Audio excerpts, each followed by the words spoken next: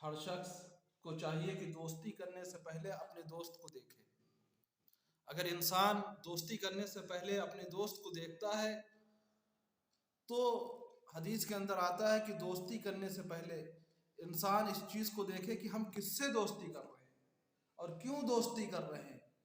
دوستی کرنے سے ہمارا کیا فائدہ ہوگا، اس دوستی سے ہمارا کیا نقصان ہے۔ اگر یہ چیزیں ہم نے نہیں دیکھی اور ہم نے دوستی کر لی تو یقین جانو کہ انسان گناہوں کے اندر رچتا ہوا اور بستا ہوا چلا جاتا ہے۔ اور صحبت کا اثر، حدیث کے اندر اللہ کے رسول صلی اللہ علیہ وسلم نے فرمایا کہ انسان جو ہے صحبت کا اثر سب سے جلدی پکڑتا ہے۔ تو دوست بنانے سے پہلے ہمیں دیکھنا چاہیے ہماری جس سے دوستی ہے، اگر ہم دیکھیں کہ ہم نمازوں کے قریب ہو رہے ہیں، ہم یہ دیکھیں کہ ہم نیکیاں زیادہ کر رہے ہیں، اور اگر ہم یہ دیکھیں کہ ہم گناہوں سے دور ہو رہے ہیں تو یہ نیکی ہماری کارگر ہے۔ آج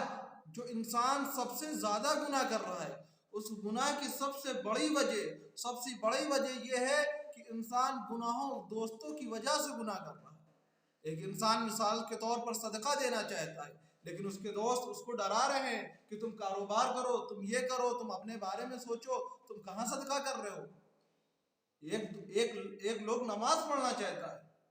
لیکن اس کے دوست بیٹھے ہوئے ہیں اور کہہ رہا ابھی چلے جانا، ان کو ابھی چلے جانا، تو وہ بھی اس طریقے سے بیٹھا ہے۔ تو ایک شخص کا واقعہ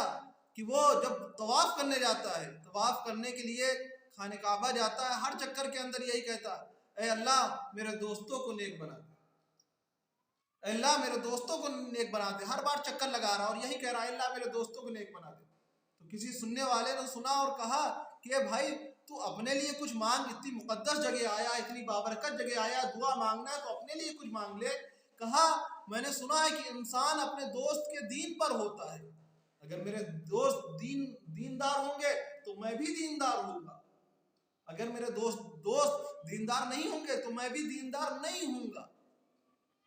کیونکہ انسان دین کے دوست پر ہوتا ہے، دین دوستوں کے نظریے سے سوچتا ہے اور دوستوں کی نقلیں اتارتا ہے۔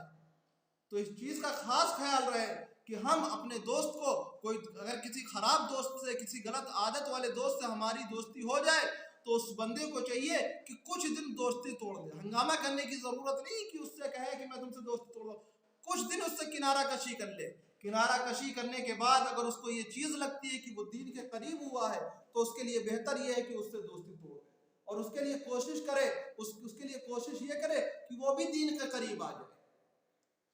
تو دوستی کا جو اثر یہ ہونا چاہیے کہ ہم اپنے دوستوں میں بنانے میں بڑی احتیاط برتیں۔ اگر ہم نے اس چیز کی احتیاط نہ کی کہ بہت سے لوگ قیامت کے دن جو جہنم کے اندر جائیں گے صرف دوستوں کی وجہ سے جہنم کے اندر جائیں گے،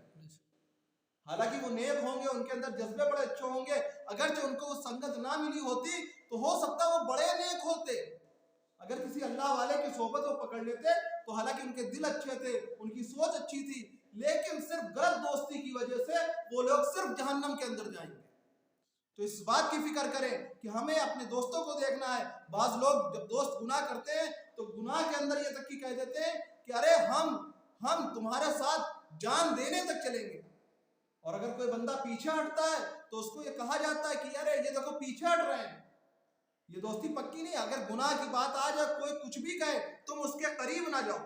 تم کہو کہ ہمارے اندر ڈر ہے، خوف ہے، ہم پکی دوستی نہیں کرتے، لیکن ہم یہ کام نہیں کر سکتے۔ اللہ تعالیٰ ہم سب